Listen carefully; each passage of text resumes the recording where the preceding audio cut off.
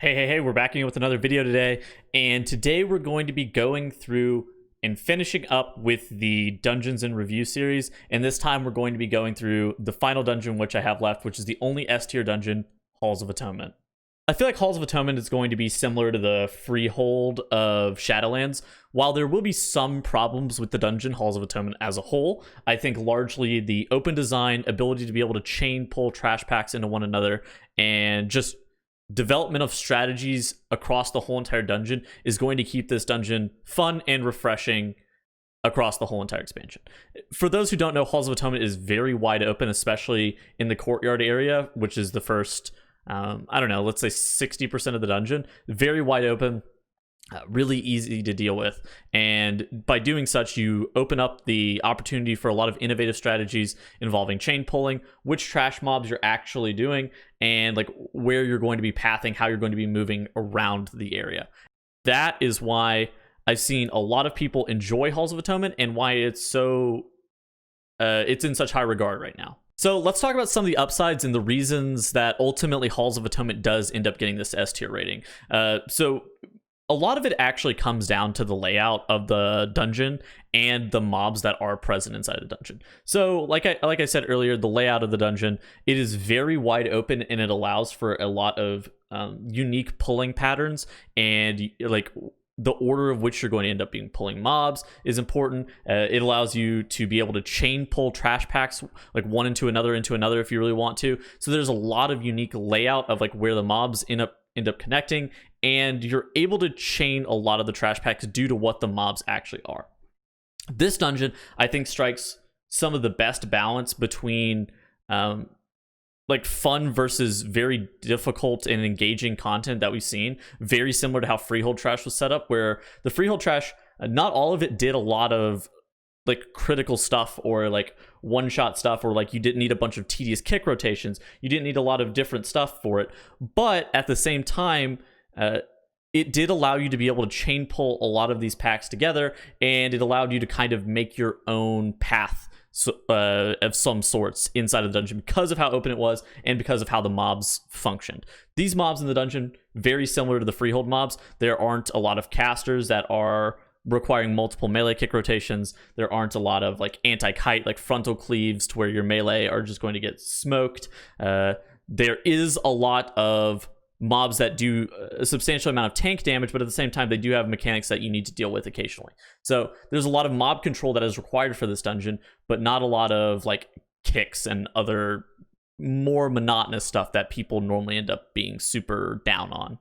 I think a lot of it too is that the tank is also largely in control over how the mobs end up functioning in this dungeon, and the group as a whole is going to be in control whenever the tank is more so in control, because like you aren't artificially gated behind pack size restrictions based on just kick requirements or other things. You're gated basically behind how good your tank is and how big he feels like he can comfortably pull. So those things right there are the like more often than not going to be the reason that I give Halls of Atonement and lead it to get such a good review. On top of that, there are a couple things that I do find quite interesting in this dungeon. I think the bosses are designed quite well, with the cherry on top being the final boss with the telekinesis statues. Actually, I think his name's like Lord Chamberlain. I think the telekinesis statues are a very simple mechanic that he's going to like pick up the telekinesis statue, turn it at you, and then launch it towards you, and you have to dodge it. And then eventually at 66 and 33%, he's going to like grip them in, push them away, and you have to soak the beams. I think it's a very easy tactic and not something that's very complicated, but I feel like it's done pretty well. Beyond that, the first boss, the house boss that you end up having to do the circle, I think that he is a very good first boss in the dungeon. There are a couple of very polarizing mechanics that are unique, but at the same time, he doesn't feel like overwhelming. Echelon, I'm not like that hot on. We're going to talk about that in the downsides, but I'm not so abnormally negative on him where I think that this dungeon needs to be ranked any lower.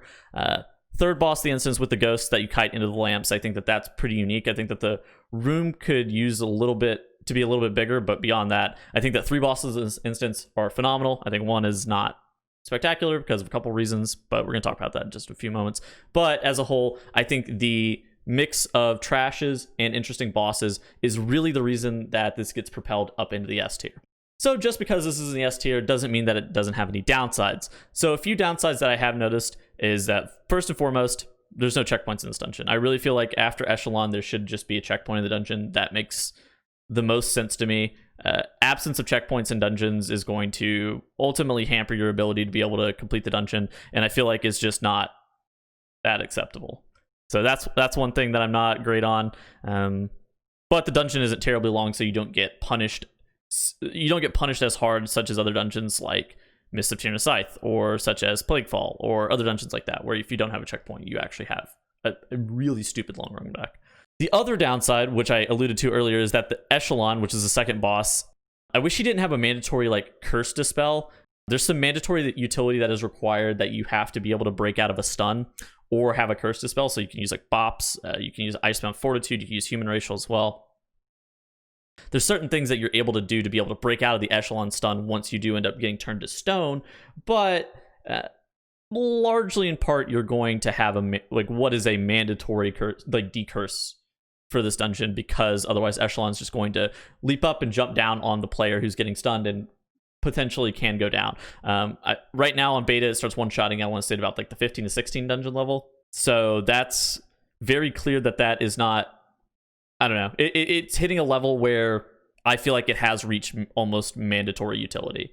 And that's how I end up feeling about the decurse on Echelon. And that's why that is also a downside. So those two downsides, while the dungeon is, I feel like it's still an S tier dungeon, there are still some downsides in this dungeon.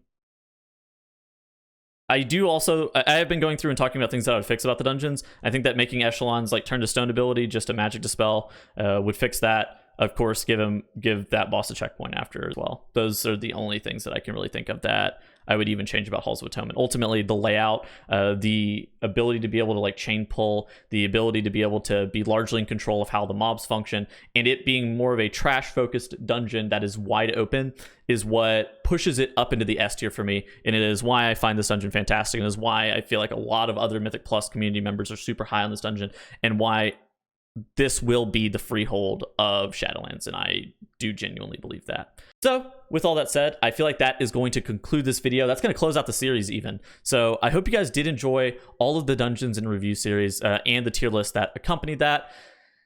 I don't know what I'm going to do next. Maybe I'll have a video tomorrow. I'm not 100% sure on what the hell I'm actually even going to do. I haven't had anything planned after this video series ends. So I will be looking forward to reading comments. If you guys have really good suggestions for what I should do post this Dungeon and Review video series, I've been reading them every day, just trying to get like a good grasp of what I should do next. I may end up doing some Moonkins, maybe like a Moonkin video talking about some of the changes, because those have happened since I started the series.